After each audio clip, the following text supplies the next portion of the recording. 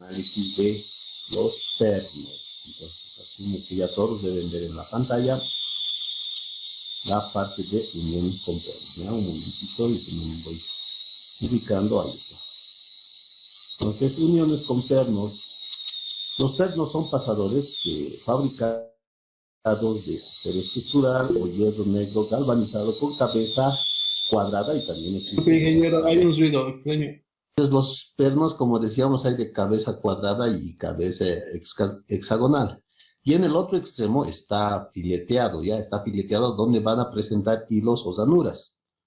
Las longitudes son variables y de la misma manera que en los clavos van a diferir en la longitud y en el diámetro. Los pernos se asignan por el diámetro de la varilla sin rosca y también por su longitud, la cual se mide en la parte inferior de la cabeza hasta el extremo de la rosca. Los pasadores más usados en diámetros, en nuestro caso, en nuestro medio, por lo general son de media pulgada, pero también tenemos con diámetros a 7/8 de pulgada. Y en longitudes, desde 3 hasta 30 pulgadas. Estas longitudes se encuentran en el comercio, como decíamos, de media pulgada en media pulgada hasta llegar a las 10 pulgadas. De longitud de 1 en 1 pulgada hasta las 30 pulgadas. Luego, las roscas normales para pernos y sus respectivas tuercas son las siguientes. Entonces, en la tablita hacemos algunas designaciones, ¿no? Por ejemplo, el de 1/4 de pulgada de diámetro tiene una relación de hilos por cada pulgada de 28 y así vamos para todos los elementos de aquí, ¿ya? Entonces, esos solamente son datos referenciales de diámetros y el número de hilos sobre pulgada. Aquí ya, como ven, entonces, este documentito, lo que les decía en la anterior clase, ya se ha actualizado, ya. Espero el del anterior ya lo he eliminado, sobre eso lo he vuelto a colocar este nuevo documento que ya tiene más ejercicios y más. Entonces, con el esquemita que se muestra, yo tengo que saber determinar esta longitud, la longitud del perno. Entonces, para considerar la longitud del perno, yo tengo que considerar el espesor de la pieza, porque que está de más decir que la pieza, el perno, tiene que atravesar a la pieza. Entonces, yo necesito saber su dimensión, ¿ya? Entonces, en el caso que yo quiera utilizar arandelas, también tengo que considerar el espesor de la arandela. ¿Qué más? Si voy a utilizar una tuerca, también tengo que considerar el espesor de esa tuerca, ¿no?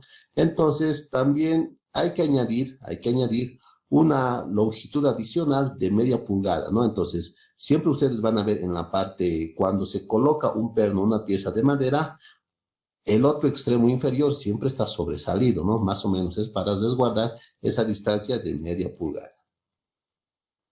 Con respecto a la resistencia, se calcula por el aplastamiento que provoca el perno en la pieza de la madera, empleándose así una fatiga o un esfuerzo de trabajo reducido. Y al decir reducido, estamos mencionando que nosotros tenemos que afectar por un coeficiente o un faro. Hay que reducir ese contacto que va a haber entre el perno y la pieza de la madera. ¿Ya? Esto pasa en efectos de esfuerzos de flexión como corte. Entonces, para el cálculo de esta resistencia hay que considerar las fibras, la posición del perno con respecto a las fibras o a la dirección de las fibras de la pieza.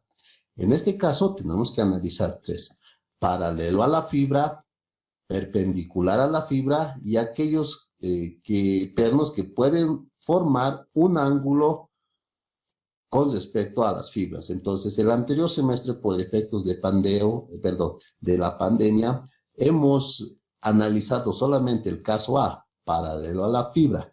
En este semestre hemos completado ya este documento con esfuerzos perpendiculares a la fibra y aquellos esfuerzos que forman un ángulo a la fibra. Entonces ya está más completo este documento, y en el cual hay que seguir completando. Más adelante voy a seguir completando con otros tipos de esfuerzo más. Y entonces analizaremos el primer caso, paralelos a la fibra. Entonces la resistencia paralela a la fibra, en este caso el esfuerzo, si nosotros nos damos cuenta, el esfuerzo este esfuerzo va a generar tensiones. Aquí tenemos las tensiones sigmas. Y estas tensiones sigmas, si te das cuenta en el sentido de las flechitas de estos sigmas, son paralelo a la fibra. Por lo general, se considera como pieza central la pieza o pieza principal, la pieza del centro. Ya esa es nuestra pieza principal. Aquí, entonces, algunas aclaraciones. Los pernos podemos tratar de unir una pieza de madera con otras piezas de madera en los costados. Estos que ven con trazo amarillo pueden ser también piezas de madera, como también pueden ser placas metálicas. Ya tenemos esas dos opciones.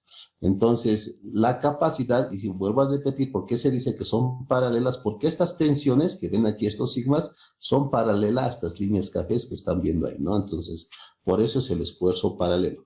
Entonces, la capacidad del perno viene definida por la fuerza, en este caso, si se dan cuenta, es de tracción P va a ser igual a la tensión por el área de aplastamiento. Pero, ¿cómo se determina el área de aplastamiento? Esta área de aplastamiento va a ser la longitud por el diámetro del perno. Pero hay que considerar algo con respecto a la longitud, y un concepto tiene que estar bien claro. No va a ser la longitud del perno, no es la longitud del perno. Porque si tú te das cuenta en el gráfico, la longitud del perno va a ser todo esto, ¿no? Y antes decíamos que para considerar toda la longitud del perno, hay que considerar la pieza, hay que adicionar media pulgada. Si voy a considerar una arandela, entonces también tengo que considerar el espesor de esta tuerca. Pero eso es para el cálculo de la longitud del perno. En este caso, para que yo pueda calcular la resistencia, yo no tengo que considerar esta longitud. Yo tengo que considerar la longitud del perno, la cual somete a la madera a flexión. Ojo, a flexión. Es decir, la luz del perno en la madera, que eso es lo que la somete a flexión. Entonces, esa área de aplastamiento, que va a ser igual, esta L, ahí está bien, esta L por el diámetro del perno, ya por el diámetro del perno, nada más. Luego, reemplazando el área de aplastamiento, esta área de aplastamiento que es L por D, yo ya puedo relacionar, ¿no? Fuerza va a ser igual a la tensión, que es una tensión de aplastamiento reducido. Este sigma tiene que reducirse, afectando por un coeficiente de reducción, que ahorita les voy a explicar de dónde viene, en el cual multiplico al área, seguimos con el esfuerzo P. ¿Qué es sigma? El sigma es la fatiga de aplastamiento. Este sigma, como nuestros esfuerzos de tensión son paralelos a las fibras, yo tengo que saber el esfuerzo de compresión paralelo a las fibras de la madera. Voy a dejar de compartir pantalla un momentito para mostrarles también mi pantalla en sí, un momentito, por favor. En las iniciales y los esfuerzos a compresión perpendicular a la fibra. Ya entonces ya se están adicionando estos más que también vamos a utilizar para columnas el módulo de elasticidad. Pero ahorita nos concentraremos en los esfuerzos de tracción, en y en estos esfuerzos de compresión, ya paralelo. Esta tabla ya lo tienen, vuelvo a repetir, por eso les hago recuerdo nada más. Ya, entonces ahí está ese valor, va a ser conocido, por lo general va a ser conocido ese valor. También a recalcarles, ¿no?, que este valor puede provenir de los ensayos de laboratorio, ¿no? Un ensayo de laboratorio también te puede dar este esfuerzo admisible, que va a ser un esfuerzo ya más óptimo en tu elemento de madera. ¿Cómo se calcula esta fatiga de aplastamiento? El valor de K, esto ya hemos dicho, conocemos. ¿Y el valor de K de dónde lo obtenemos? Te recordabas que ahí había un término reducido, ¿no? Que quiere decir que hay que afectar por un valor que por lo general va a reducir el esfuerzo que sufre el perno en la madera. Entonces, ese esfuerzo va a depender de un valor de K. ¿De dónde sacamos el valor de K? Aquí está, ¿no? Entonces, ¿cómo determinamos el valor de K? Yo tengo que ver si mi madera es dura, puede ser de tipo A, o madera intermedia, tipo B. Entonces tenemos para pernos comunes que por lo general nosotros utilizamos este, ¿no? Y si los pernos tuviesen muy buena resistencia y la madera fuese dura o intermedia, utilizaríamos las otras columnas de aquí, ¿no? Pero por lo general nosotros en el diseño utilizamos estos valores. ¿Y cuál es el más conocido? El de madera intermedia, ¿ya? El de madera intermedia. Pues esto vamos a utilizar. ¿Estos factores de qué dependen?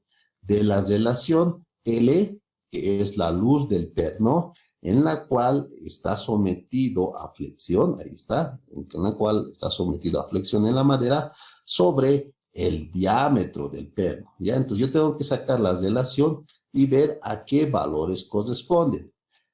Repitiendo, ¿qué hubiese pasado si me da el valor de 3.2? 3.2. Imagínense que la madera sea dura. 3.2, entonces yo voy a estar en este rango, ¿no? En este rango. ¿Qué tengo que hacer para valores intermedios? Interpolar, ¿ya? Tengo que interpolar. Si no está el valor que yo quiero, entonces tengo que hacer la interpolación, ¿ya? O sea, de ahí sale el valor de K. Luego, algunas correcciones que a continuación se señalan, ¿no? Puede depender del valor de K, pero en algunos casos tenemos que volver a corregir. ¿Cuándo van a aparecer esas correcciones? Por lo general, cuando no solamente vamos a tener contacto madera con sobre madera, también podemos tener un contacto madera con metal, que quiere decir la pieza del centro va a ser de madera y los extremos pueden ser espesores de placas. Entonces, veremos qué es lo que dice a continuación. Cuando la pieza de unión cubre el elemento principal, cuando las piezas, aquí como en este caso, un momentito, mi pantallita se hace. Cuando las piezas de unión que cubren al miembro principal, el elemento principal es el del centro, ¿ya?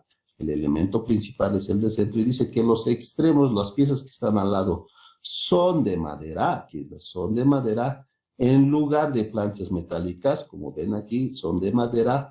La capacidad del perno dada anteriormente se reduce en un 20%. Entonces hay que reducir el 20%. ¿Y eso cómo lo vuelve la expresión? P, la fuerza va a ser igual a 0,8 el esfuerzo admisible paralela a las fibras por la longitud que producen un efecto de flexión por el diámetro del perno. Aquí está. Entonces, cuando ves que es madera con madera, ahí directamente P va a ser igual al 0,8, ¿ya? Entonces, para este caso, lo más importante, ¿qué va a ser? El esfuerzo, vuelvo a repetir aquí, este sigma que ven, ¿no? ¿Y cuál va a ser la longitud? Si tú te das cuenta, de nuevo, repitiéndote, la longitud no va a ser la longitud total del perno, esa es la longitud total. Pero para el cálculo de los esfuerzos, yo tengo que considerar la luz que puede producir un esfuerzo flector. Entonces, esta sería la luz, ¿no? Y por lo general en las ecuaciones vas a ver que dice que todo esté en función o hace referencia al espesor E sub 2, ¿no? A la pieza central, a la pieza principal, ahí está. Con el ejemplito va a quedar claro más o menos cómo se utilizan estas expresiones, ¿ya? Tenemos el caso B, cuando las piezas de unión son dos. En este caso teníamos 3 piezas, aquí tenemos 2 de ellas, ¿no? Entonces, una de ellas es metálica, puede ser la de arriba o la de abajo. Al final, una de ellas es metálica y solamente por aclarar, la pieza principal la vamos a denominar la de abajo, ¿no? Puede ser también la de arriba, en este caso, cualquiera de los dos, ¿no? Entonces, en ese caso, cuando una pieza es de madera y la otra es metal, la carga va a ser igual al 50% de la anterior expresión. Su coeficiente de reducción se reduce, ¿no? Al 50%. Si ambas piezas son de madera, la carga va a ser igual al 40%. Ahí está, 0,4 de la tensión y del área de aplastamiento, ¿no? Donde, ahí te dice, ¿no? Pues nosotros vamos a utilizar L igual a 2E sub 1 para si el espesor E sub 1 es mayor a E sub 2. Para entender un poquito mejor los espesores, es muy fácil. Siempre se toma en cuenta el espesor mayor de la pieza principal. Por lo general, todo va a estar en referencia al espesor mayor de la pieza de madera principal, porque ese es el que va a sujetar. Tenemos el otro caso, cuando son 4 piezas vinculadas como ocurre en la figura. En este caso ya tenemos 4 piezas de madera. Y si te das cuenta, en este caso ya no se reduce, sino aumenta la tensión. ¿Cuánto aumenta? El 50% más. En este caso yo voy a tener 1.5 del sigma por el área de aplastamiento, ¿no? En este caso sí puede aumentar. Es indiferente tomar cualquiera de los valores, ¿no? Entonces, hablando de los espesores. Se deberá tomar en cuenta que en caso de unir una pieza a otra con dos placas metálicas, el valor de L será tomada como el espesor del bloque de cada madera, lo que decíamos, ¿no? Esa es la longitud que tiene que producir un esfuerzo de flexión, nada más. Asimismo, se aclara que las relaciones de comparación entre espesores se practica con los valores nominales o comerciales, en tanto que la determinación del valor correspondiente al L se practica con los espesores reales. Ojo aquí, cuidado en cometer este error en el examen. ¿Qué te está diciendo? En los planos, tú vas a definir o designar los valores nominales o las dimensiones comerciales. Pero si tú quieres calcular los esfuerzos o las tensiones, o sea, para el cálculo, no tienes que tomar en cuenta los valores comerciales. Lo que tienes que tomar en cuenta son las dimensiones reales. ¿Qué quiere decir? Estas dimensiones reales ya tienen que considerar el efecto de corte y manipulación. Esperemos que eso esté claro, porque en el primer parcial algunos han confundido ese término y yo en el examen a propósito les he puesto, ¿no?, un problemita con dimensiones comerciales y el otro problema con dimensiones reales. Entonces tú tienes que saber identificar. En este caso, ¿qué te está diciendo? Que el cálculo se realiza con dimensiones reales, ¿ya? El cálculo. Y en los planos tienen que ir solamente las dimensiones nominales o comerciales. Ojo con eso. Área crítica. Área crítica de la sección. Entonces, esta área crítica se define como el A sub C, que va a ser igual el área total, área bruta, área maciza de la pieza, o el área llena, o sea, sin cortar nada, el área así como le ves enterita, menos, hay que restarle el área proyectada de los huecos al perforarse o rebajarse. O sea, el área crítica va a ser el área llena, así sin tocarlo, menos el área que van a producir las perforaciones del hueco. Entonces, ¿cómo se define las perforaciones de esa área? N, que va a ser el número de filas o huecos ortogonales a la directriz de la carga P, multiplicado por el espesor del perno y por el diámetro del perno más un sexto. Por el diámetro del perno más un sexto. Este un sexto más adelante lo vamos a aclarar, pero siempre hay que considerar el diámetro del perno y es un valorcito que asegura que el perno va a poder pasar tranquilamente por cada abertura. Ya es un 16avo, ahí tenemos, ¿no? Entonces iremos con los ejemplitos de aplicación. Si nos damos cuenta en este ejemplito de aplicación, aclarando que son elementos traccionados, ¿no? Que también puede ser comprimidos, no había ningún problema en este caso, pero ya sea tracción o compresión, el comportamiento de la distribución de los esfuerzos va a ser lo mismo. Imagínense que este P esté comprimido, los sigmas solamente van a cambiar de sentido nada más, ¿no? Entonces, este ejemplo puede funcionar tanto a tracción como a compresión en las piezas. ¿Por qué? Porque el sigma siempre va a ser paralelo en uno o en otro esfuerzo, va a ser paralelo a las fibras de la madera. Si hay alguna duda, por favor, al chat para escribir, en el chat les voy a estar. Y disculpe. Media. Entonces la madera es del tipo B y la fatiga, si ustedes ven aquí en esta tablita, a ver, voy a mejor compartir la pantalla otra vez de mi monitor, no de mi ventana. Un momentito, por favor, voy a compartir para no ir cambiando uno y otro. De una vez compartiré de mi pantalla. Ahí está, ya lo están viendo. Entonces, aquí está. Esta tabla que ya les he pasado en el primer parcial. Madera tipo B, ahí está. La fatiga, compresión, paralele 110, y es este valorcito el que está aquí, ¿no? 110, este valorcito estoy empleando, este. Entonces voy a materiales y vuelvo a mi documento anterior. Ahí está. Para la madera tipo B ya sé que el esfuerzo paralelo a la compresión es 110 y ahora determino su geometría. Entonces, ¿se recuerdan el aviso importante? Aquí en este plano me estás representando las distancias o dimensiones nominales o comerciales. Para que yo pueda calcular los esfuerzos, tengo que considerar siempre las dimensiones reales. ¿Cómo convierto una dimensión comercial a una dimensión real? Lo único que tengo que hacer es tomar en cuenta el tamaño de la dimensión nominal o comercial y tengo que restarle la distancia que puede existir por efectos de corte y de manipulación. Entonces, hago eso. Mi pieza, ¿cuánto vale? 4 pulgadas, ahí está, eso es del plano. ¿Y cuánto va a ser el efecto de corte y manipulación? Es 1 centímetro, ¿ya? Es 1 centímetro. ¿Y de dónde salen estos valores? De las tablas que les he dado. Un momentito, a ver, voy a ver mis tablitas. Aquí debo tener mis tablitas. Ahorita voy a encender, ¿ya? Ahí está apareciendo. Un momentito. De estas tablitas que les ha pasado tanto el ingeniero de JTP y mi persona, entonces ahí están las tablitas y las distancias de corte y manipulación, ¿no? Ahora, alguien no puede considerar directamente, digamos, hasta restar 3/8, no le gusta directamente, ya te saltas a las dimensiones reales, no hubiese ningún problema. Ya yo solamente le estoy justificando de dónde salen todas esas tablas de corte y de manipulación. Y ahorita seguro me va a aparecer otra tabla. ¿Se recuerdan? Ahí está, ¿no?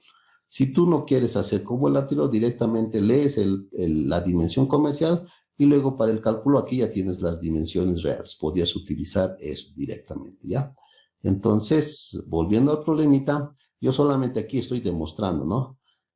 Voy a quitarlo, por ejemplo, a ver, aquí haremos la prueba. 4 pulgadas menos 3/8. Ese 3/8 más o menos equivale a 1 centímetro. En corte y manipulación, tu pieza va a tener esta dimensión. El espesor va a ser igual de cálculo, ya sería 3,625 pulgadas. Ahora, tú si quieres manejar en centímetros, tendrías que hacerlo de esta forma. Esta 4 pulgadas, ¿a cuánto equivale en centímetros? 4 pulgadas por 2,5 es 10 centímetros, que está aquí, ¿no? 10 centímetros. Y esos 10 centímetros lo tienes que restar 1 centímetro de corte y manipulación. Este 1 centímetro equivale más o menos a los 3/8 de pulgada. Entonces, si quieres utilizar en centímetros, el espesor es sub 2, va a ser 9 centímetros. Entonces, tienes dos opciones, ¿no? O es 9 o 3,625 pulgadas. Cualquiera de esos dos puedes utilizar.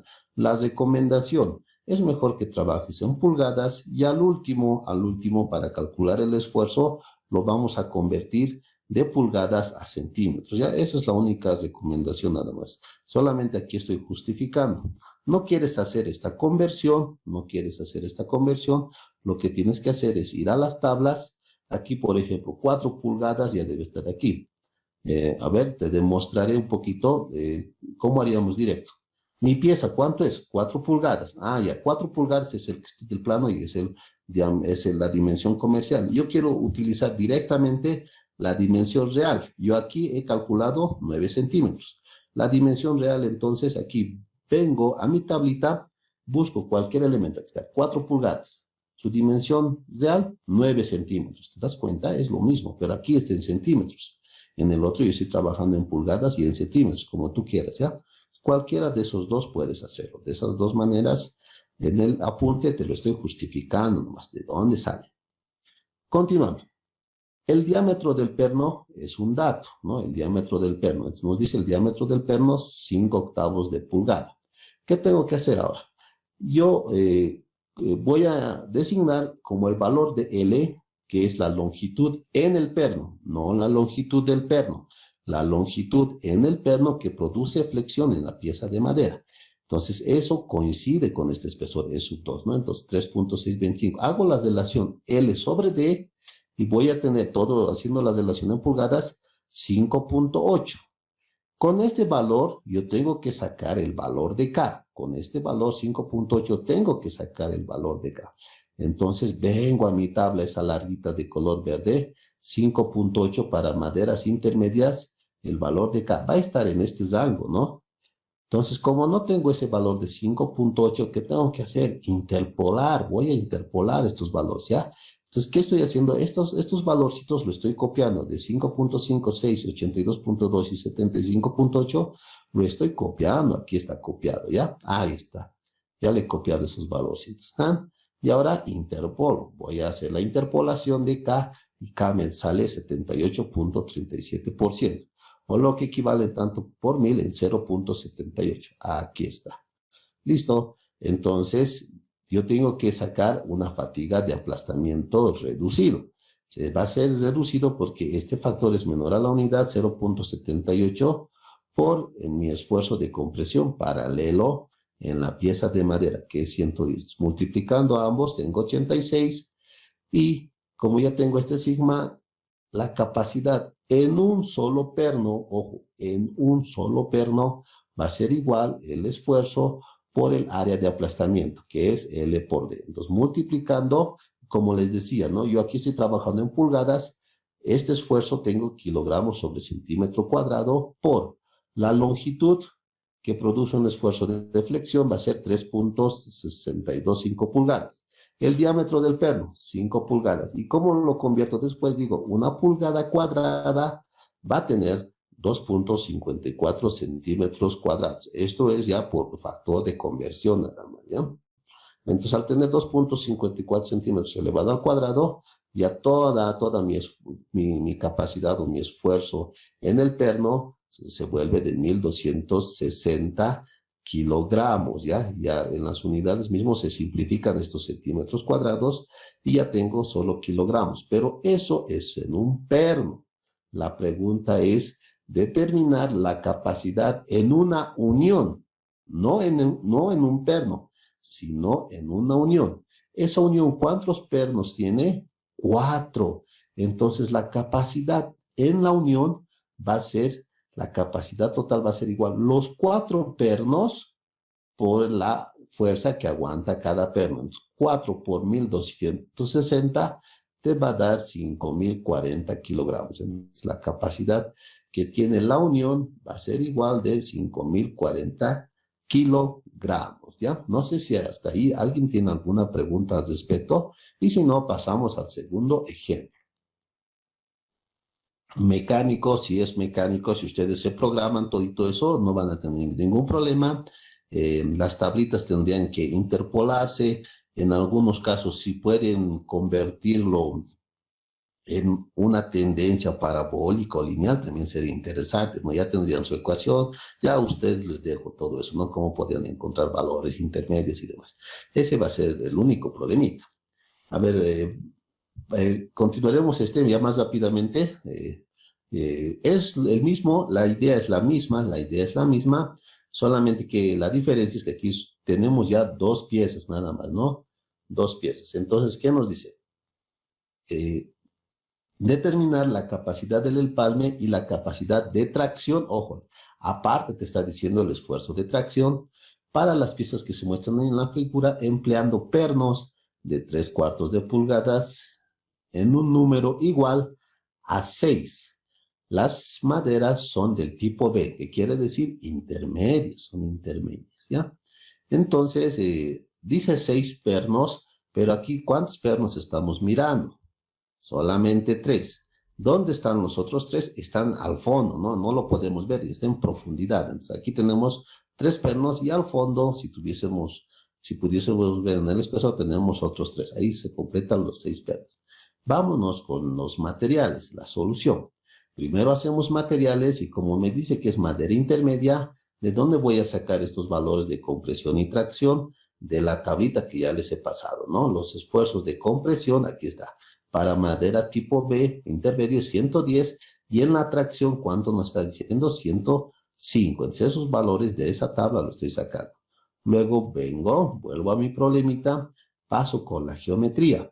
Y te recuerdas otra vez, no tienes que calcular con las distancias nominales, sino tienes que utilizar las distancias reales o las dimensiones reales. Entonces, considerando esto, yo considerando el efecto de corte y manipulación de 3/8 de pulgada, o lo que equivale a 1 centímetro, tengo aquí el espesor, el sub 1 va a ser igual, el espesor de la pieza, 2 pulgadas, menos el efecto de corte y deducción, 1.625. Ahora, si no quieres, puedes tú también utilizar la tabla y te vas a tener los mismos valores, ya vas a tener, pero en centímetros, ¿no? Aquí solamente estoy demostrando, estoy considerando el efecto de corte y deducción. Entonces, con las ecuaciones que ya hemos mostrado, L, la distancia en el perno, no la longitud del perno, sino la distancia en el perno, en el cual se considera un esfuerzo de flexión en la pieza, va a ser igual a 2 veces E1, y aquí está, 2 veces E1, 2 por 1.625, que me daría 325, que sería a 3, aquí tenemos 3 1/4 de pulgada. El diámetro del perno, dato, 3/4. Entonces, relaciono L sobre D y ya tengo 4.33. Voy a esa tabla verde que ustedes han visto e interpolando ya tenemos el 95%, que es el valor de K. En tanto por 1000 sería 0.1. Y los mismos pasos, ¿no? Los mismos pasos. Todo esto es lo mismo. Hasta aquí, K multiplica el esfuerzo de compresión. Y lo que cambia con el anterior problema, como yo tengo ahora 2 piezas de madera unidas, entonces, ¿cuánto va a ser el porcentaje de reducción? 0.4. 0.4, 0.4. Entonces, aquí está. 0.4 tengo que considerar por el sigma encontrado anteriormente por el área de aplastamiento. Entonces, ese 0.4 reemplazando me da 657.34 kilogramos. Pero este valor es para un solo perno, para uno solito. ¿Y cuál es la pregunta? Determinar la capacidad total del empalme, o sea, de todos los pernos en la unión, te está diciendo, ¿cuántos pernos tengo? 6. Entonces, a este esfuerzo, yo lo voy a multiplicar por 6. Ahí está, por 6, ya tengo este esfuerzo de capacidad total en la unión o el empalme de 3.944 kilogramos. Esa es la respuesta, ¿ya? Entonces, hasta aquí termina una parte del problema. ¿Cuál era la otra pregunta? Bastante interesante. Determinar la capacidad de tracción. O sea, tengo que evaluar este esfuerzo P, si es muy grande, muy pequeño y demás. Entonces, yo ya tengo en el empalme el esfuerzo total. Ahora, ¿cómo saco ese valor P? Yo quiero sacar ahora este esfuerzo de tracción, ¿no? Este esfuerzo P, voy a calcular. Ojo, esto no, a no confundir, no es este mismo P del perno, ¿ya? Este P no es del perno. Aquí deberíamos colocarlo T, si quieres, aquí T de tracción debería ser, ¿no? Un esfuerzo de tracción en la pieza, el otro es en el perno. Este es en la pieza, tengo que sacar ese valorcito. ¿Cuánto más o menos sería? ¿Cómo saco? La sección de los huecos para 2 filas, ¿cómo va a ser? Si tengo 2 filas, entonces ahí está. El área hueca, perdón, me estoy un poquito adelantando. La sección total. ¿Cómo es la sección total? Mi pieza tiene una dimensión de 2 por 6, ¿ya?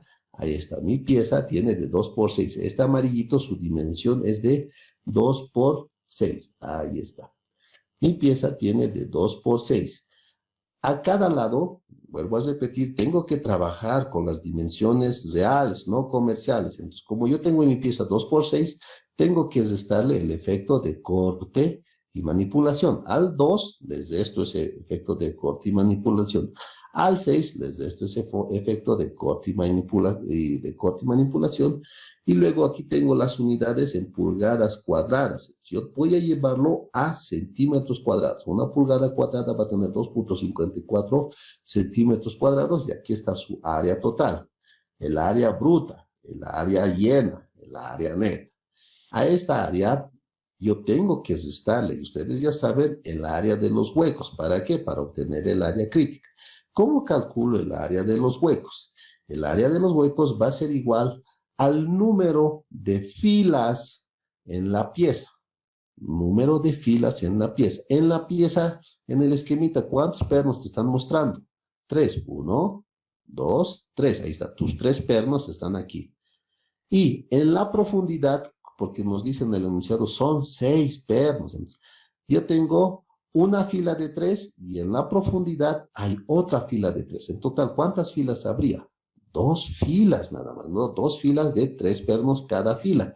Entonces, de ahí yo saco 2 filas. Aquí está. Para 2 filas, aquí está. N vale 2. Ahí está. 2. El diámetro del perno, que es un dato, 13/16. Aquí está. Ah, una aclaración. El diámetro del perno, aquí tenemos un valorcito de 3/4. Pero tenemos otro valor ahí que dice un valor sobre 16. No me recuerdo. ¿De dónde sacamos el valor para el cálculo? Este es el diámetro del perno y se recuerdan para que el perno pueda atravesar a la madera, hoy aquí no me deja, ahí está, para que este perno pueda atravesar a la madera, tú tienes que considerar una pequeña abertura más. ¿De cuánto? De 1/16 de pulgadas. Eso garantiza que el perno va a pasar, ¿ya? Entonces, tienes que considerar esa aberturita más pequeñita. Entonces, antes de utilizar la ecuación, el diámetro del perno va a ser igual. El diámetro de perno, que es dato, ese de 3/4, más 1/16, que es lo que garantiza que el perno pueda pasar tranquilamente en la pieza. Entonces, 3/4 más 1/16, 13/16. Entonces, ahora sí ya tengo el diámetro del perno, el espesor de la pieza, que tiene que ser nuevamente la dimensión real, no la comercial. Entonces, reemplazando 2 por 13/16 por 2 menos el efecto de corte y llevando estas pulgadas a centímetros, yo voy a tener 17.036. Finalmente, como ya tengo el área llena y el área de los huecos, resto ambos valores y voy a obtener el área crítica o sección crítica.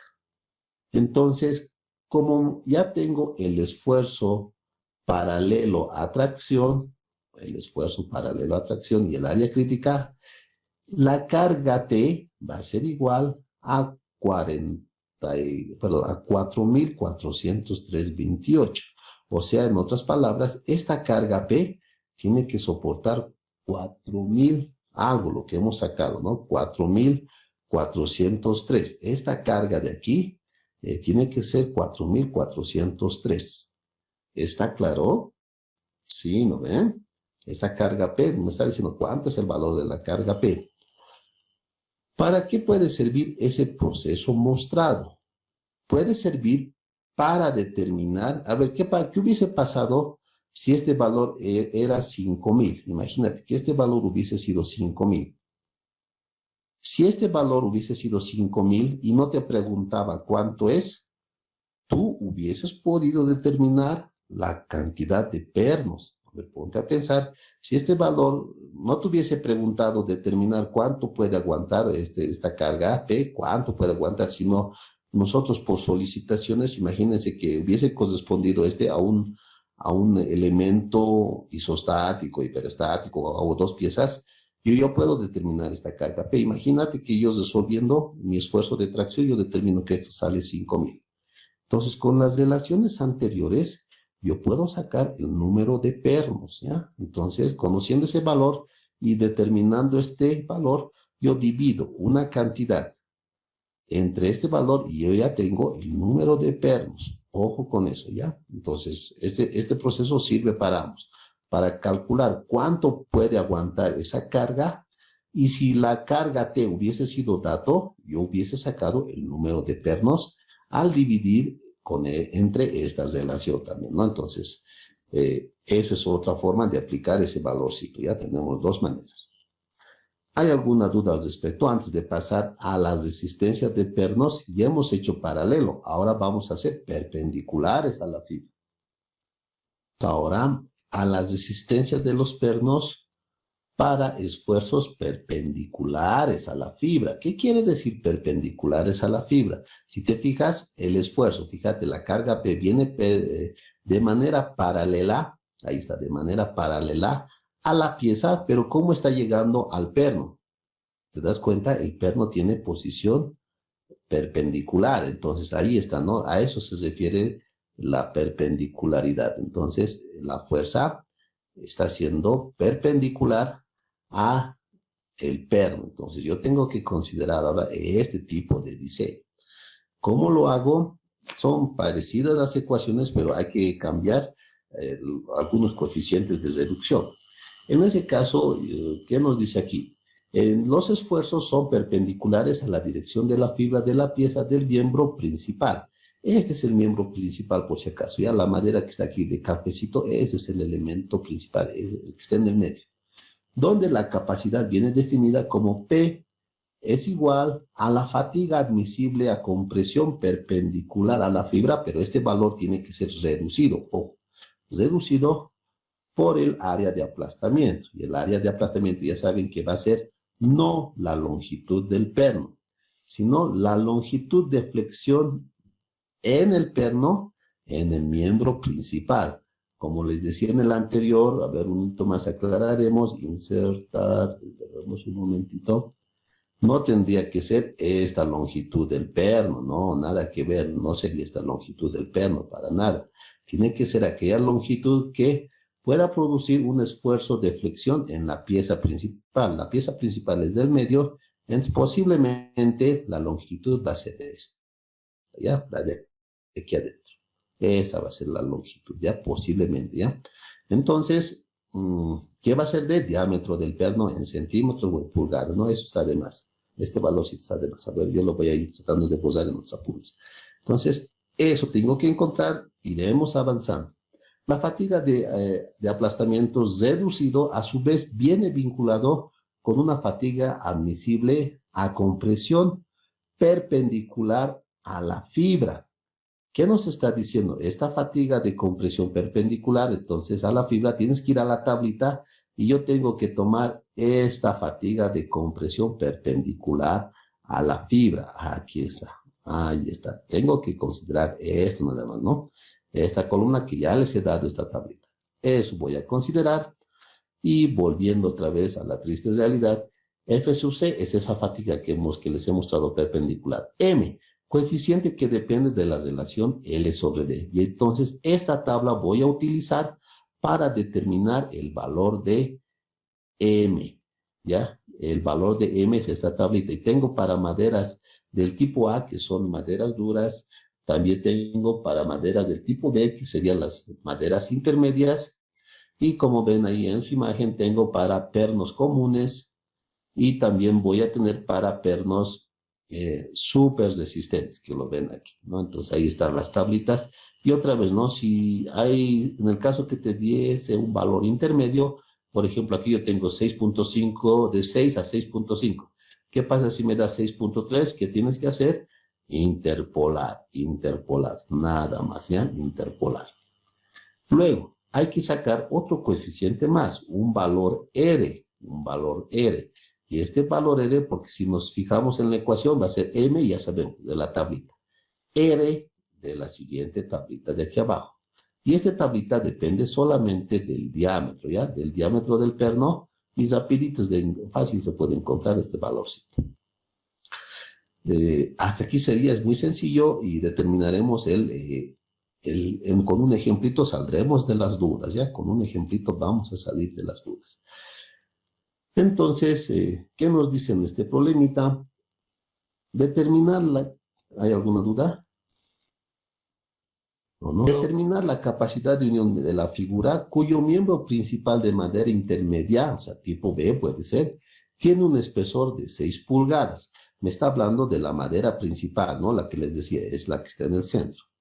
Y las dos piezas que lo cubren tienen un espesor de 3 pulgadas, ¿no? Esto, 3 pulgadas, como ven en la imagen. Unidos por pernos de 3/4 de pulgada. Es el diámetro 3/4 de pulgada y la longitud de 5.5 pulgadas, 5.5 pulgadas, sabiendo que la fatiga admisible a compresión en la fibra es de 20 kilogramos sobre centímetro cuadrado. Ojo aquí, muy importante, asumir, aquí nos está dando 20, el esfuerzo de compresión. O sea, ya nos está dando de dato ese valor. ¿Qué quiere decir?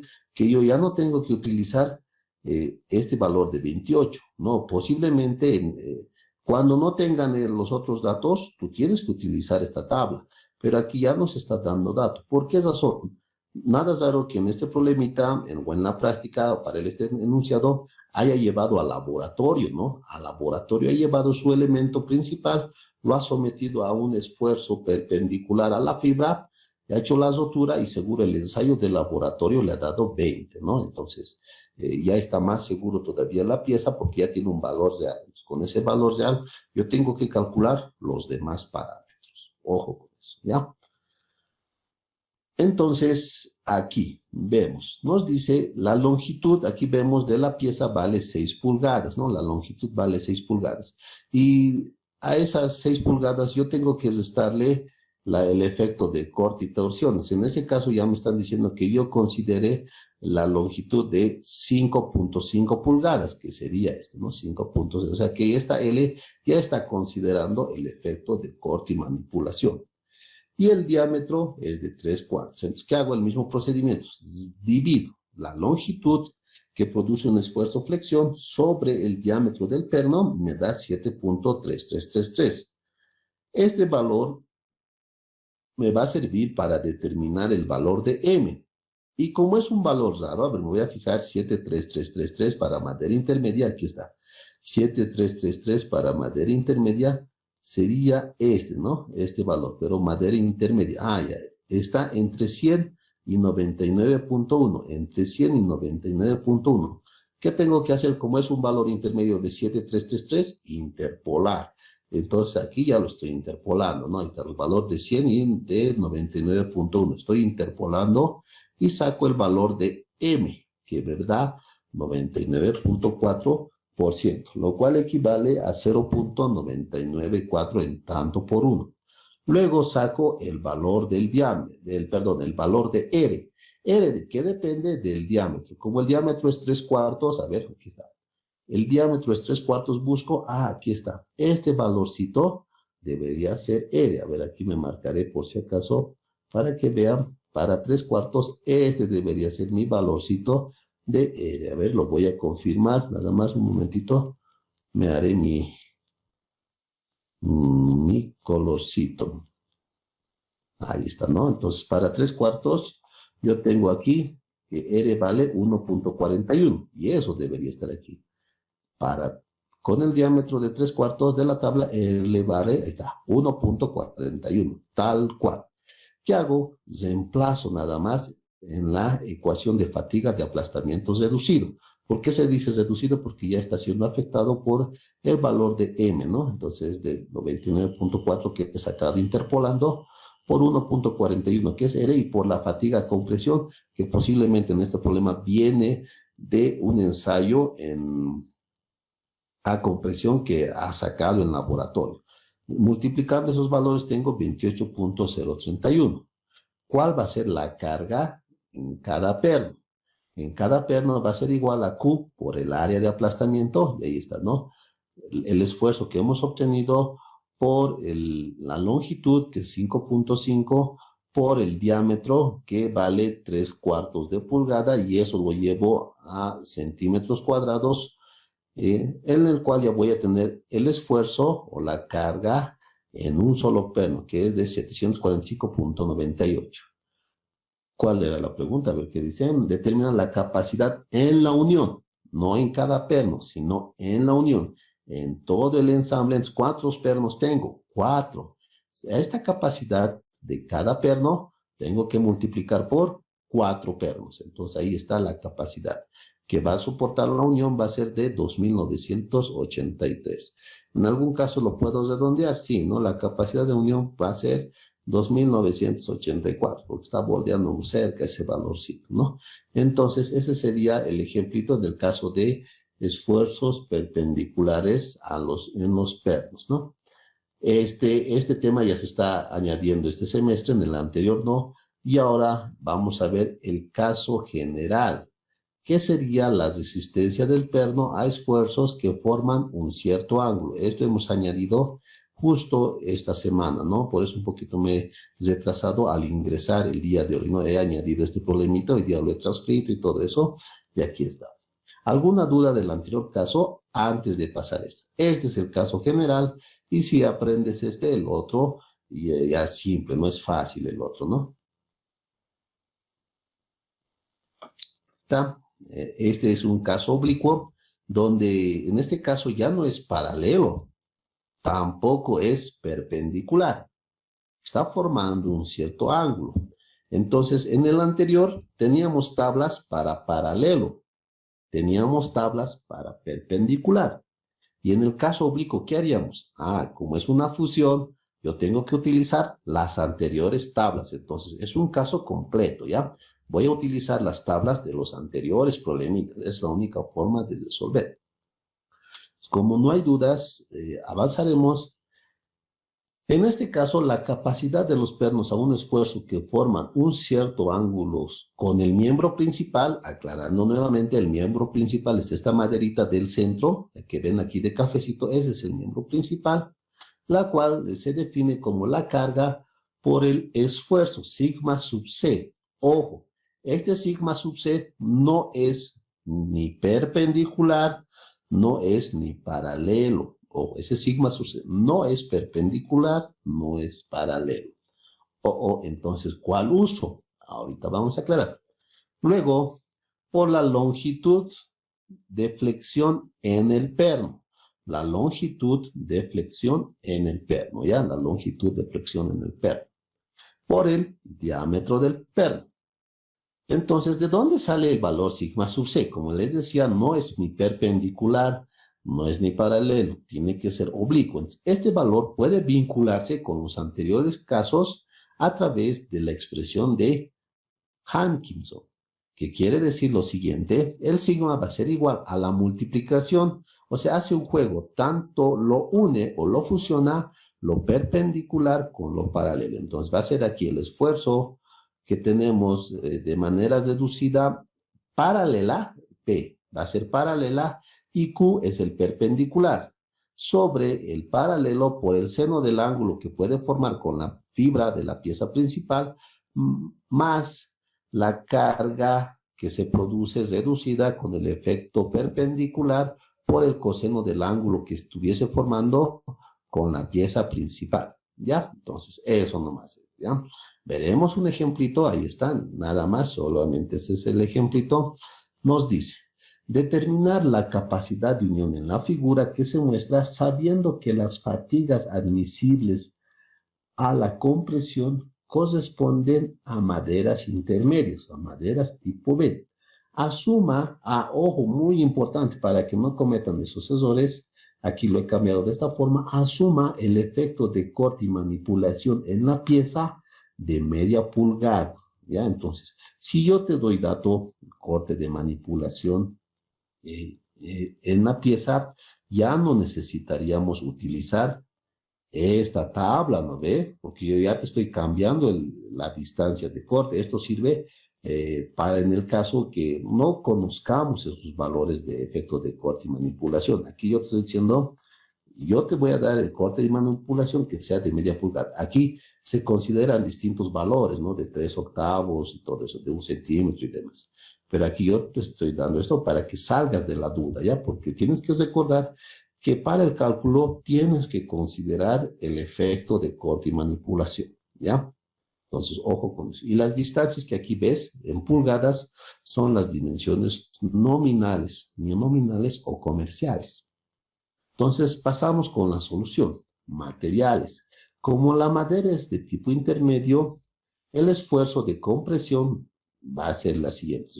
Como es intermedio, necesito dos esfuerzos de compresión paralelos, ¿no ve? Entonces vengo aquí a mi tabla, ahí está, pero esta tabla no es de dimensiones, es de tensiones. Ojo, de tensión, no es de dimensión, no tiene nada que ver.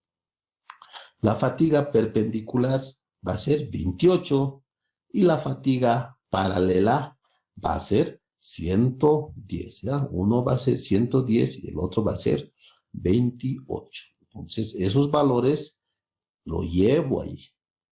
Los esfuerzos, ahí está, de compresión serán perpendicular 28 y paralelo 110. Ya están materiales, ahora voy con la geometría. Con los datos de la figura, que está, me dice que mi elemento principal tiene 6 pulgadas, 6 pulgadas, este anchito es 6 pulgadas, yo tengo que considerar para el cálculo la dimensión real. Entonces, ¿cómo determino la dimensión real? Las 6 pulgadas, que sería la dimensión comercial, y aquí me da, ¿no? Asuma, dice, el efecto de corte y manipulación, media pulgada. Entonces, tengo que restar media pulgada. Entonces, aquí que voy a tener 5.5 de pulgadas. Listo, ahí está ese valorcito. También me da el diámetro como dato aquí. 4 pernos de cuánto de diámetro, dice 3/4 de pulgada, es parte del problema. El diámetro es 3/4 de pulgada. Lo mismo procedimiento. Determinamos la relación L sobre D, o sea, 5.5 entre 0.75 de pulgadas, me da 7.33333. Entonces yo con estos valores voy a las tablas anteriores, tanto la tabla para perpendicular como la tabla para el paralelo. Tengo que utilizar los dos. Con esos valores yo voy a sacar el valor de K. Esta es la tabla verde que hemos visto, ¿no? Es el largo, ahí está. Interpolando K me sale 6207. Ya creo que no hace falta no indicarte dónde está la tabla. Solo recuerde que estoy utilizando ya las tablas de los dos anteriores casos. Y aquí te lo estoy marcando para que sea notorio con morado. Valor de K, ahí está. El valor de M, con esos valores que ya tengo de relación, ahí está. Interpolando nuevamente tengo 99.4. Y luego el valor de R. Con estos tres coeficientes que he sacado de las tablas anteriores, tanto para el caso paralelo y perpendicular, voy a determinar mi esfuerzo. La fatiga de aplastamiento reducido paralelo. Como me dice paralelo, mi esfuerzo de compresión tiene que ser paralelo. ¿A qué va a ser igual? Al valor de K, que he sacado de mis tablas, 0.6207, por mi esfuerzo compresión de 110. Eso me da 68.277. Ahí está. Este es el paralelo, que es el valor de P minúscula. Luego tengo la fatiga de aplastamiento reducido perpendicular a las fibras, que este valor va a ser Q minúscula. En la cual, la ecuación que hemos visto, ¿no? M por R por el sigma sub C, 0.99 por 1.41 por 28. Ahí está. Yo voy a tener ese valor de 39. Luego, recién voy a aplicar la ecuación de Atkinson, en la cual esta es la expresión, ¿no? Entonces, reemplazando, y el ángulo es dato, ¿no? El ángulo que forma es 60. Fíjense, ahí está.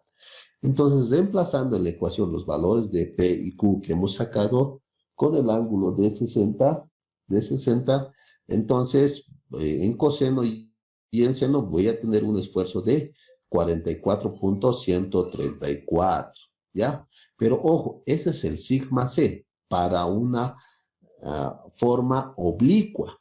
Entonces, obtenido ese valor, yo recién voy a determinar la capacidad en cada perno. ¿Cuánto va a ser? Ese sigma sub C por el área de aplastamiento. Ahí está, por el área de aplastamiento.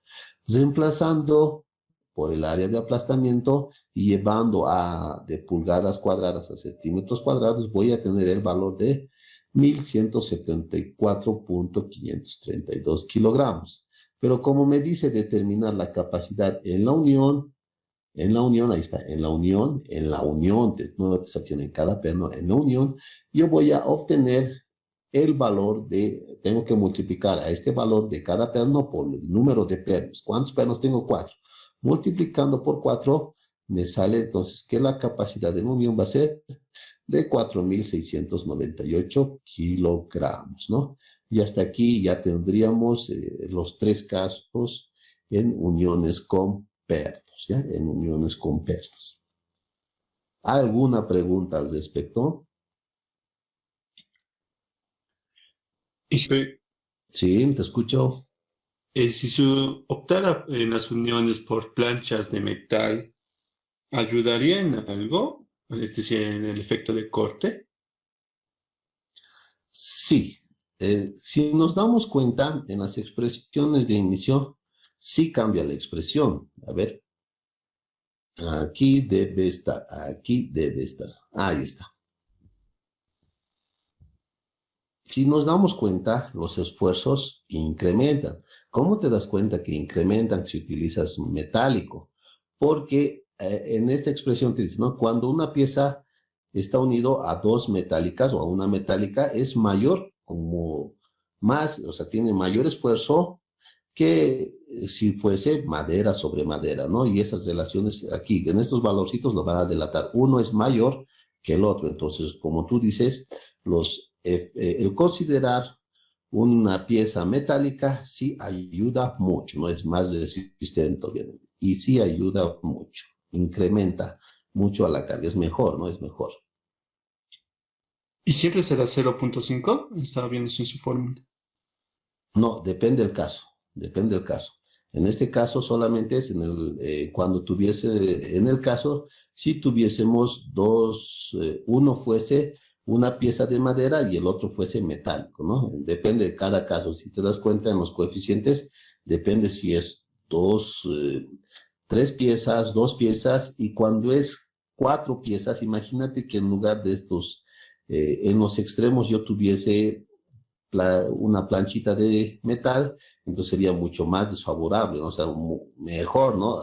Incrementa, ya no se reduce la carga, sino incrementa. Entonces, posiblemente esos son los efectos, ¿no? ¿Cómo te puedes dar cuenta? Tendrías que jugar con las ecuaciones nada más, ¿no? De aquí estamos viendo que el tener o considerar elementos metálicos sí ayuda mucho, ¿no? Ayuda a aumentar la carga. Pero ¿qué pasaría con respecto a la tensión? ¿No? Entonces, de aquí podemos despejar el esfuerzo de tensión o de resistencia y ahí ya pasa lo contrario, ¿no? Va reduciéndose la tensión. Aquí también, en esta expresión, la carga aumenta, es cierto, 1.5 va a aguantar más en carga, pero ¿qué pasa con respecto a la resistencia? En la resistencia, mientras más grande es este valor, va a ir reduciendo la resistencia, ¿no? Entonces, esas cositas son, hay que considerar mucho en las ecuaciones, ¿no? Si va a aguantar más o no, pero a tu pregunta, las planchas metálicas sí ayudan mucho. Es recomendable tener siempre planchas metálicas.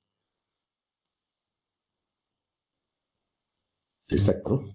No, ya nos falta poquito, por favor.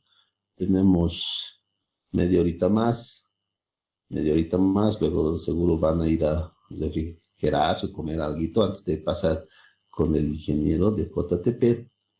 Entonces, las arandelas, ya, para cerrar solamente estas arandelas, las arandelas, los pasadores o tuercas que se apoyan sobre maderas necesitan arandelas para resistir la presión que ejerce el pasador, y ahí está uno, y también sirve este criterio cuando se utilice planchas, y proteger de esta manera a la pieza de la madera del roce y aplastamiento, ¿no? Entonces sí es favorable tener arandelas y también planchas metálicas, los cuales se clasifican en los tipos de arandelas fundidas, maleables, de placas redondas o de placas cuadradas. Las arandelas de yeso fundido son pesadas, gruesas y de aspecto voluminoso, requieren un pasador más largo y son más caras que las del tipo maleable. Tienen la ventaja de no cortarse ni oxidarse. Se las emplea en lugares húmedos y en terrenos pantanosos o en lugares donde la oxidación es intensa. A ver, nuestra aplicación, ¿cómo sería? Aquí, por ejemplo, no podemos decir que nuestro ambiente es agresivo, ¿no? Un ambiente húmedo o que puede producir oxidación. ¿Dónde, en nuestro medio, dónde podrías aplicar este tipo? Por ejemplo, si tu obrita, si tu construcción está a orillas del lago Titicaca, en ese caso sí tendrías que utilizar, por ejemplo, cuando hagas una cubierta de madera y demás, tienes que recomendar utilizar las arandelas y planchas metálicas, sí o sí. Entonces, ahí ya los motivos por cuáles son para evitar la oxidación y todo eso, ¿no? Y para proteger mejor a nuestro elemento. Sí o sí, ahí hay que emplearlo. Luego, ¿qué más nos dice? Ya, entonces nos están, aquí en la tablita pueden ver algunas dimensiones de los pernos y tuercas en las cuales sí podemos considerar una arandela. Entonces, esas designaciones son americanas, en las cuales en función del diámetro tú vas a poner las dimensiones H, W, T y S que están ahí. ¿Y dónde están estas dimensiones H, W y T y S? Entonces, esas dimensiones están en la primera figurita, ya en la primera figurita que les hemos pasado, de aquí está, ¿no? H, W, T y S, ahí está, ¿no? Ahí están los valores, ¿no? Para que ustedes tengan referencia nada más de las dimensiones. Pero aquí estamos considerando la parte de las arandelas, ¿ya? Entonces, ahí está. Entonces, esos valores ahí son sugerencias nada más, ya en el caso que no lo tengas. ¿Con dónde puedes encontrar los valores reales? Depende de la fabricación. De la fabricación hay brasileños, chinos y demás. Entonces, incluso los americanos, solamente aquí tenemos uno, como dice aquí, estándar, solamente son estándar. Las arandelas maleables son livianas y de espesor liviano y mediano, resistentes relativamente a la oxidación. Las arandelas forjadas son las más comunes y las que mayormente se emplean en las construcciones de madera. Las arandelas de placa cuadrada se usan en sustitución de las anteriores cuando faltan aquellas. Su apariencia no es buena por presentar ángulos en las esquinas. Y obvio, como tiene un filo o un pico en las esquinas, estos van a ir dañando a nuestro elemento de madera. Por eso no se recomienda, no van a ir perforándolo de alguna forma. Entonces no es recomendable considerar este tipo de arandelas cuadraditas. Los orificios. Con esto cerramos, pero ya hemos indicado, ¿ya? Los orificios, cerramos este tema porque vamos a continuar. El otro temita es cortito.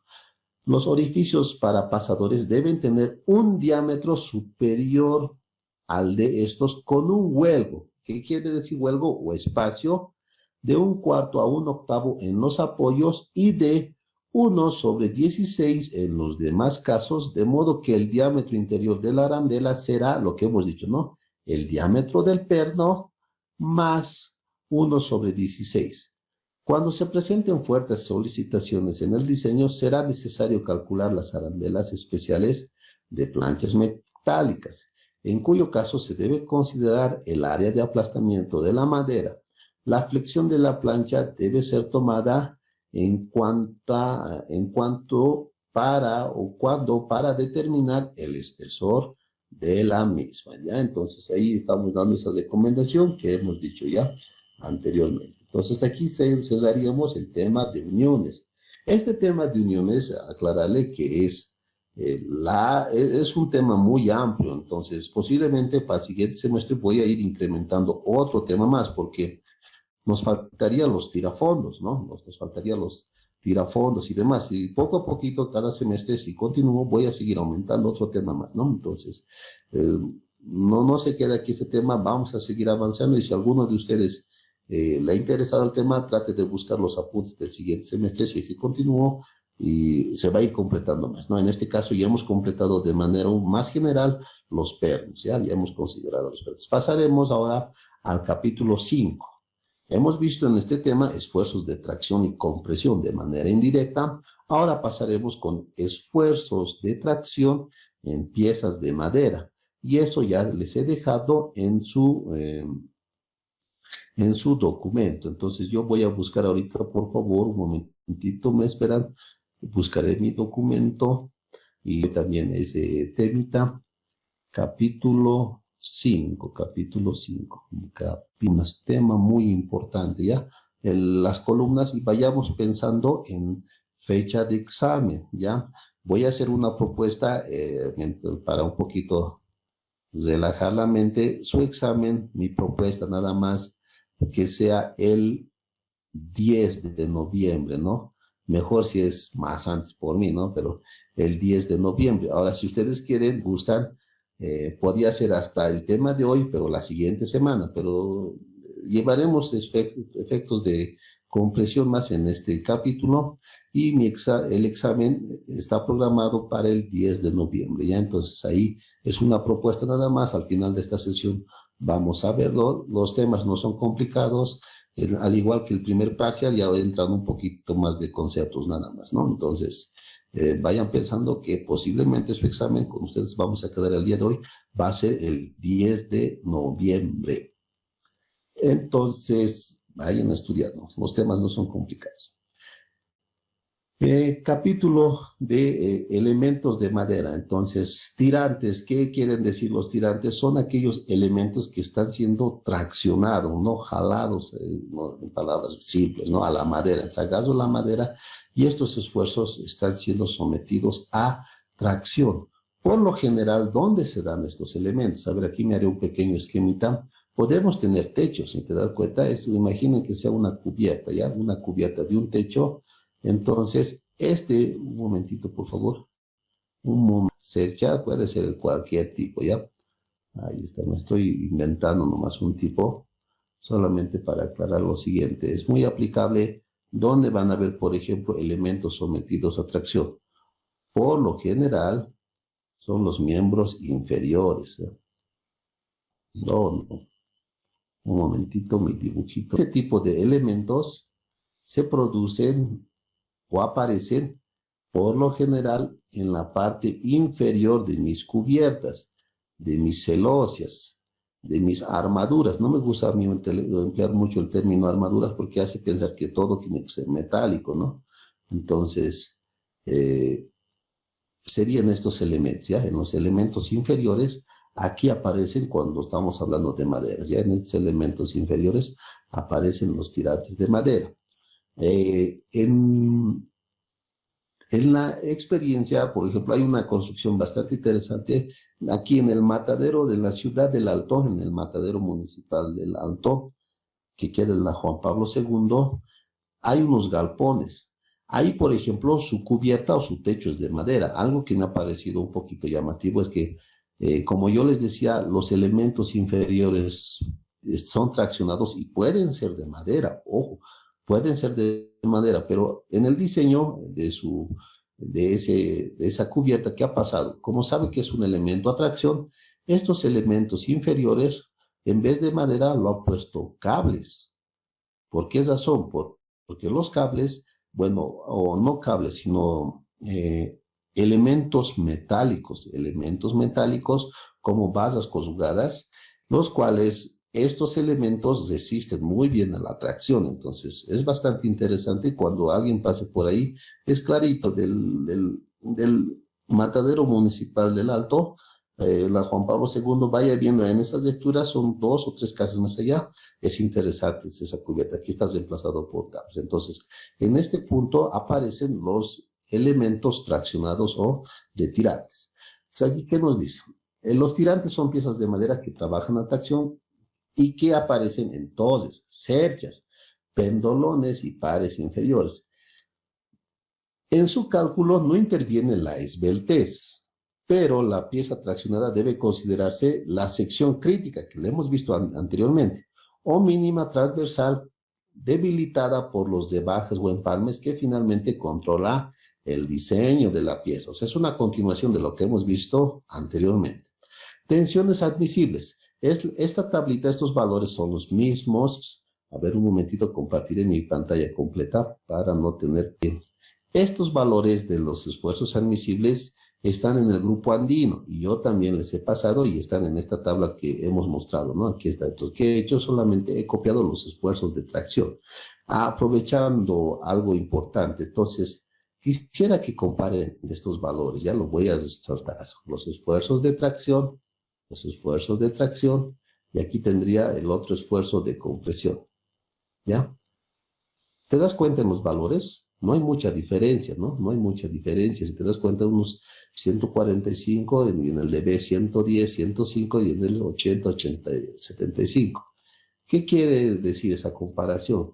Que tú de alguna forma cuando diseñes elementos sometidos con cargas paralelas al esfuerzo, puede ser de compresión y de tracción, para facilitarte el cálculo, tú tendrías que tomar el más desfavorable, ¿no? Así que todo tu elemento lo diseñas porque no hay mucha diferencia con el efecto más desfavorable de estos dos y así podrías obtener y optimizar tu cubierta con un solo tipo de elemento o solamente una dimensión. Es bastante eso. ¿Y de dónde sale? De este criterio que estamos aquí, ¿no? Ya que no hay mucha diferencia.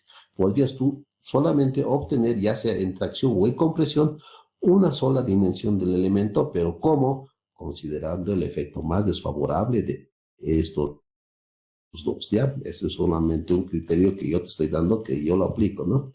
Ahora, si vas a ser muy estricto, muy estricto, muy estricto, ya pues tendrías que tomar para compresión 110, para tracción 105, no se hable más. Entonces ahí posiblemente vas a tener una diferencia en las dimensiones, ¿no? Pero para uniformizar sería que tomes uno solo para ambos criterios. ¿Cuál? El más desfavorable. Entonces, de manera inicial en el cálculo, pero ahorita estamos en la universidad, de manera académica, estos son los valores.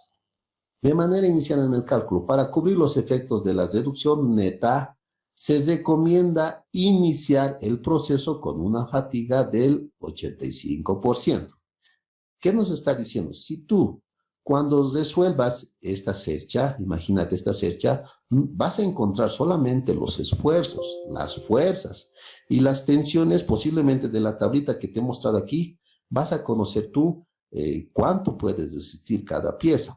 ¿Pero conoces la dimensión? No, no conoces cuánto tiene que ser tu escuadrilla de madera. Si va a ser de B por H, no lo conocemos ese valor. Entonces, a priori, como no conoces la dimensión, te está diciendo que tu proceso de cálculo para conocer esa dimensión, que tomes el 85%, ¿ya? Para empezar nada más. ¿Por qué? Porque no conocemos estas dimensiones. Y si conocemos, ya no es necesario tomar este 85%. Entonces, vámonos con la geometría. Para determinar la sección crítica debe conocerse el área bruta o maciza del elemento. Hemos dicho, ¿no? El área crítica. Lo mismo del anterior, lo que hemos repetido.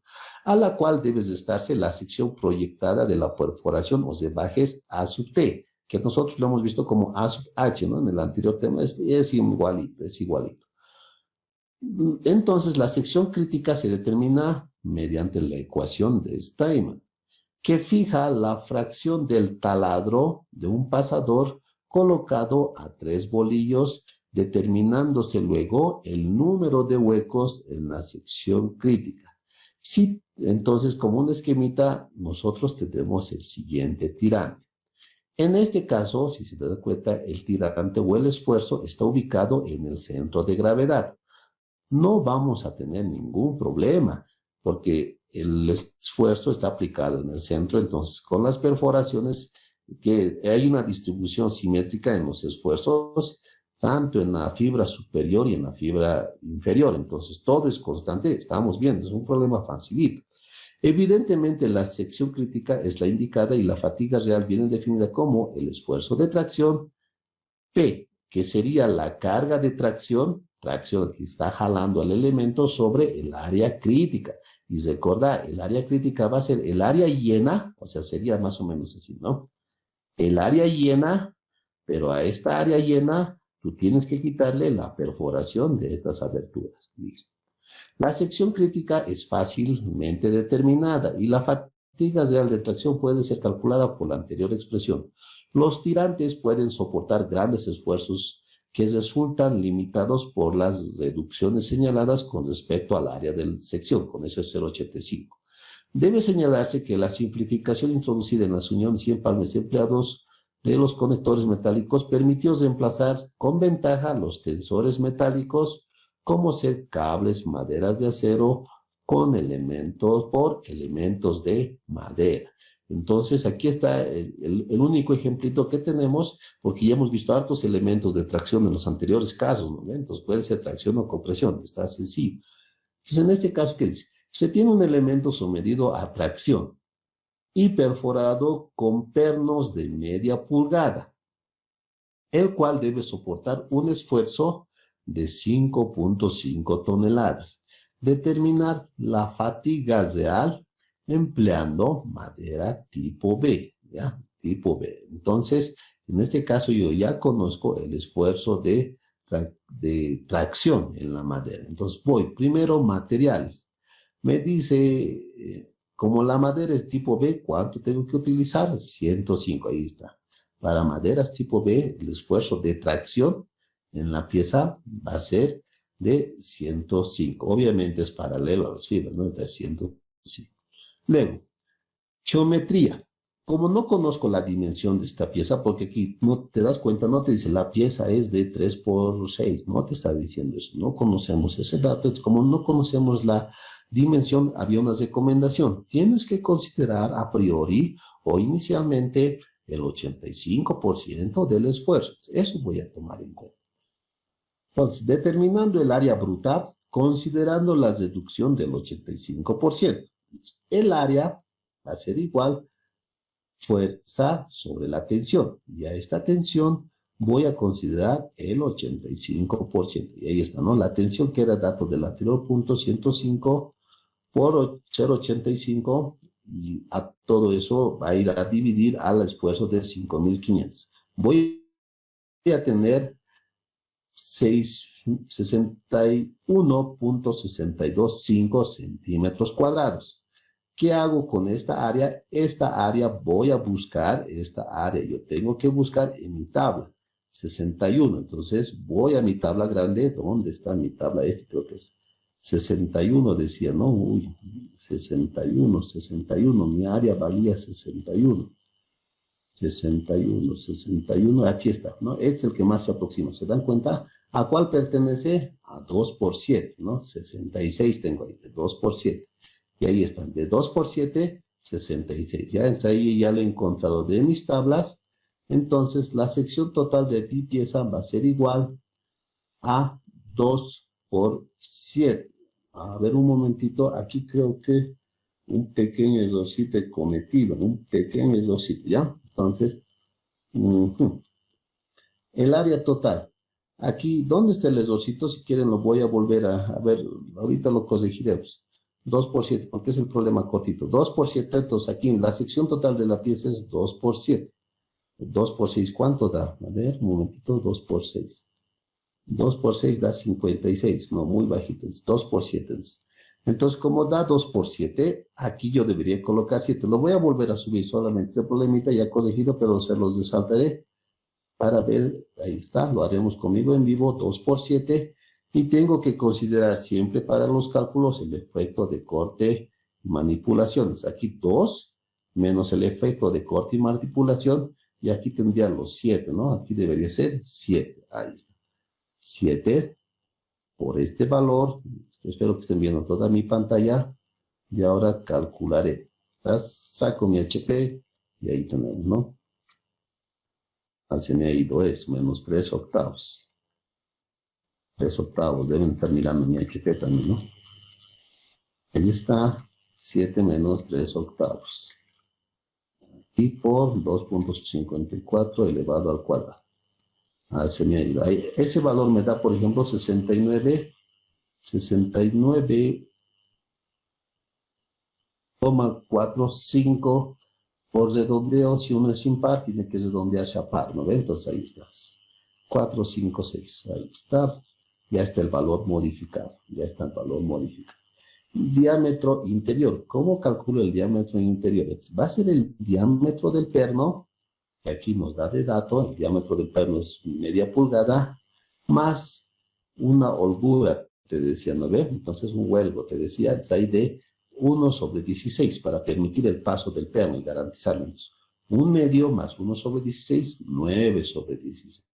Entonces, multiplicando por el número de filas. ¿Cuántas filas tengo aquí? No es 2, solamente es una fila. No, esa fila tiene que coincidir con la directriz de mi pieza de madera. Entonces, aquí yo tengo solo una fila nada más, ¿no? Estos dos están alineados en una sola fila. Entonces, ahí está. N vale 1 por el diámetro del perno por el espesor del perno. Ahí está, por el espesor del perno ya tengo el área. Entonces, ¿cuánto va a ser mi área? Aquí lo voy a modificar este valorcito y se los voy a enviar. Son 6, 4, 5, 6 pequeñitos. Entonces, aquí está. Este valor cambiado, que es el que he determinado, menos 69.456, 5.897. Ahí está, yo tengo 63.559. 63.559. Ya, entonces ese valorcito ya está corregido. Aquí si quieren, ya, corregido.